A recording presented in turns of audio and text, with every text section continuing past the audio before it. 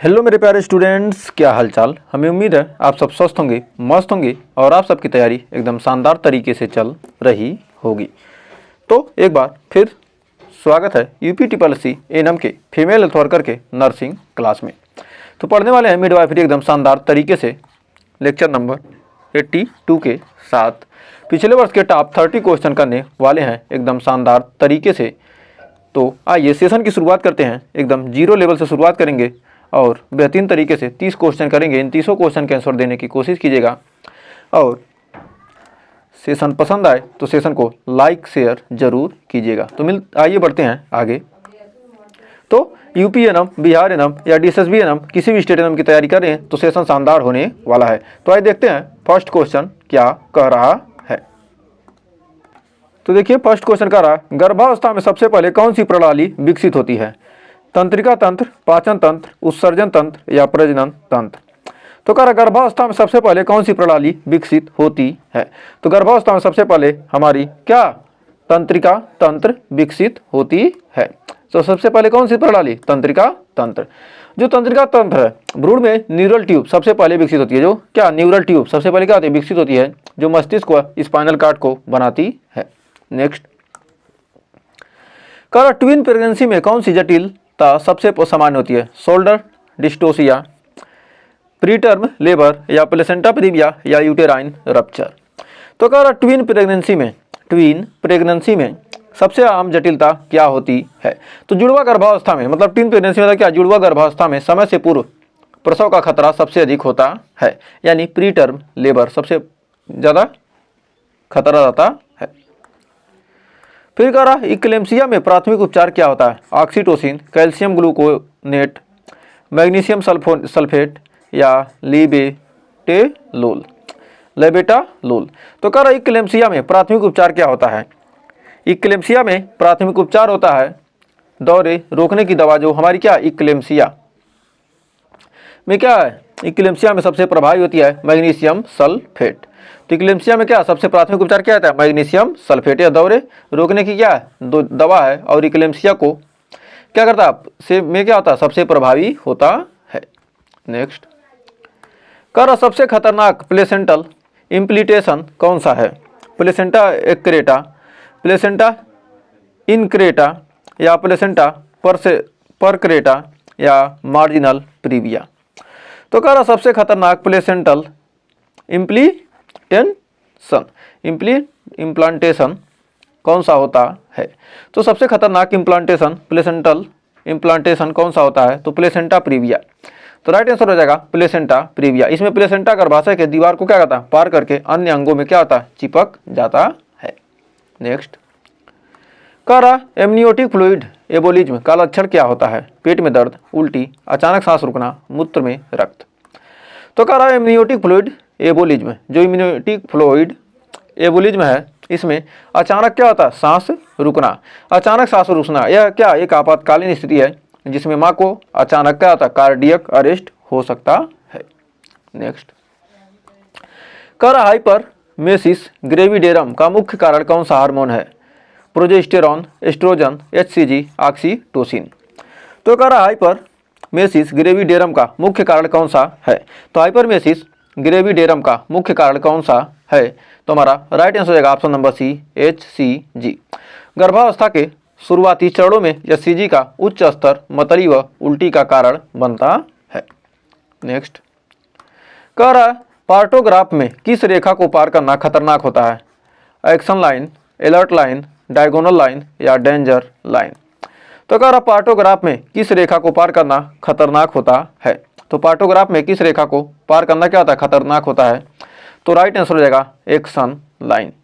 Action line को पार करना partograph में क्या होता है? सबसे खतरनाक होता है। दर्शाता है कि प्रसव में हस्तक्षेप आवश्यक हो गया है। नेक्स्ट कह रहा प्योरे पर्पल सेप्सिस का सबसे सामान्य कारण कौन सा जीवाणु है? स्ट्रेप्टोकोकस, ई कोली या स्टेफिलोकोकस एओरेस या क्लोस्ट्रीडियम। तो हमारा कह रहा इसका राइट आंसर क्या आ जाएगा? प्यूरिपेरल सेप्सिस का प्यूरिपेरल सेप्सिस का सबसे सामान्य कारण कौन सा जीवाणु है? तो हमारा राइट आंसर हो जाएगा स्ट्रेप्टोकोकस, यानी ऑप्शन नंबर ए हो जाएगा स्ट्रेप्टोकोकस। यह जन्म के बाद संक्रमण का मुख्य कारण है। जो प्यूरिपेरल सेप्सिस है इसका सबसे क्या स्ट्रेप्टोकोकस बैक्टीरिया होता है, और यह जन्म के बाद का संक्रमण का मुख्य कारण है, विशेषकर साफ सफाई की कमी होने के कारण क्या स्ट्रेप्टोकोकस बैक्टीरिया क्या होता है हावी हो जाता है। नेक्स्ट करा सबसे पहले मिल्क किस नाम से आता है? Foremilk, hindmilk, colostrum या लैक्टोज? तो सबसे पहले मिल्क किस नाम से आता है? तो सबसे पहले मिल्क को क्या कहते हैं? कोलोस्ट्रम कहते हैं। माँ के पहले गाढ़े पीले दूध को क्या कहते हैं? कोलोस्ट्रम कहते हैं। यह पीला गाढ़ा दूध होता है जो एंटीबॉडी से क्या होता है? भरपूर होता है। तो माँ के पहले पीले गाढ़े दूध को क्या कहते हैं? हम कोलोस्ट्रम कहते हैं। नेक्स्ट करा प्रोलॉन्ग्ड लेबर किस अवधि में अधिक माना जाता है? 12 घंटे, 18 घंटे, 20 घंटे, 24 घंटे? तो कह रहा है प्रोलॉन्ग्ड लेबर किस अवधि में सबसे अधिक माना जाता है? तो यह 24 घंटे में क्या होता है? सबसे अधिक माना जाता है। यदि प्रसव 24 घंटे से अधिक चले तो उसे प्रोलॉन्ग्ड लेबर क्या होता है? माना जाता है। नेक्स्ट कह रहा which pelvic type is most favourable for normal labour? Android, anthropoid या गायनेकॉइड या प्लेटीपेलॉइड? तो कह रहा which pelvic type is most favourable for normal labour? तो हमारा 11वां कह रहा है कि यह जो हमारा क्या इसमें क्या आएगा? पेल्विक टाइप्स, तो हमारा क्या जाएगा? गायनेकॉइड। तो इसका राइट आंसर क्या जाएगा? गायनेकॉइड। यह आदर्श महिला श्रोणी में जो सामान्य प्रसव के लिए उपयुक्त होता है। नेक्स्ट फिर कह रहा है यूटेराइन रप्चर का सबसे सामान्य कारण क्या है? Over distension, previous C section, सेकर या ऑक्सीटोसिन ओवरडोज या प्लेसेंटल एब्रप्शन? तो कह रहा यूटेराइन रप्चर का सबसे सामान्य कारण क्या है? तो यूटेराइन रप्चर का सबसे सामान्य कारण है previous C section scar. Previous C section scar, पुराने चीरे पर क्या हो रहा? दबाव पड़ने से गर्भाशय क्या हो सकता है? फट सकता है। नेक्स्ट कह रहा फोटल स्कल का कौन सा व्यास सबसे चौड़ा होता है? बाई पेरिएंटल या ऑक्सीपिटल फ्रंटल या मेंटो वर्टिकल या सुबोसिपेटिकल ब्रेमेगेमेटिक? तो सुबोसिपिटो ब्रेगैमेटिक। तो इसमें इसका राइट आंसर क्या आ जाएगा? फोटल स्कल का कौन सा व्यास सबसे चौड़ा होता है? तो हमारा मेंटो वर्टिकल। तो हमारा राइट आंसर हो जाएगा मेंटो वर्टिकल। मेंटो वर्टिकल यह सिर का सबसे बड़ा व्यास होता है जो प्रसव में कठिनाई पैदा कर सकता है। फोटल स्कल का सबसे बड़ा व्यास चौड़ा कौन सा होता है? मेंटो वर्टिकल। यह क्या होता है? सबसे बड़ा व्यास होता है जो प्रसव में कठिनाई पैदा कर सकता है। तो हमें उम्मीद है आपको सेशन पसंद आ रहा हो। सेशन पसंद आ रहा हो तो सेशन को लाइक शेयर करके चैनल को सब्सक्राइब जल्दी से कर दीजिए। तो आइए बढ़ते हैं आगे। कह रहा है APH में सबसे सामान्य कारण क्या है? Placental previa, placenta previa, abruption placenta या वसा प्रीविया या सर्विसिटिस? तो कह रहा है APH में सबसे सामान्य कारण क्या है? तो APH में सबसे सामान्य कारण है प्लेसेंटा प्रीविया। तो प्लेसेंटा प्रीविया क्या सबसे सामान्य कारण है? यह गर्भ के अंतिम महीने में होने वाला रक्तस्राव का मुख्य कारण है। यह क्या है? गर्भ के अंतिम महीने में होने वाला क्या रक्तस्राव का मुख्य कारण है। 15वां देखिए क्या कर रहा है।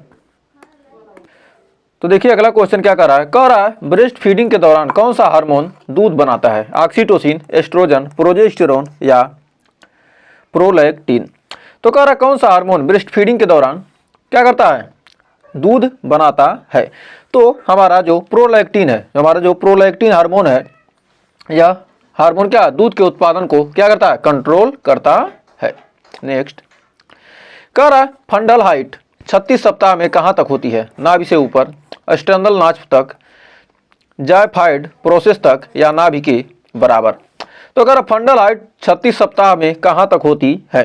तो फंडल हाइट हमारा 36वें सप्ताह में गर्भाशय की छाती की हड्डी तक क्या होती है? पहुंच जाती है, जिसे जायफाइड प्रोसेस कहते हैं। जो फंडल हाइट 36 सप्ताह में कहाँ तक पहुंच जाती है? गर्भाशय छाती की हड्डी तक क्या होती है? पहुंच जाती है। नेक्स्ट तो देखिए अगला क्वेश्चन कह रहा है कि ब्रीच प्रेजेंटेशन में कौन सा हथकंडा प्रयोग होता है?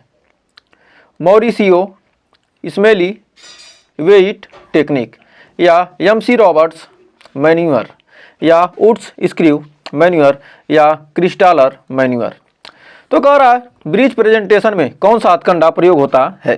तो ब्रिज प्रेजेंटेशन में कौन सा हथकंडा प्रयोग होता है, तो हमारा हो जाएगा मॉरिसियो स्मेली वेट टेक्निक। तो इसका प्रयोग ब्रिज शिशु के सिर को सुरक्षित निकालने में किया जाता है। नेक्स्ट कह रहा है एमनियोटॉमी का मुख्य उद्देश्य क्या होता है, प्रसव रोकना, पानी निकालना, लेबर तेज करना या नाल निकालना। तो कह रहा है एमनियोटॉमी का मुख्य उद्देश्य क्या होता है, तो एमनियोटॉमी का मुख्य उद्देश्य होता है लेबर तेज करना, जब थैली फाड़ने से प्रसव की गति बढ़ती है। जल थैली फाड़ने से क्या होती है, लेबर तेज हो जाता है और प्रसव की गति क्या होती है, बढ़ जाती है।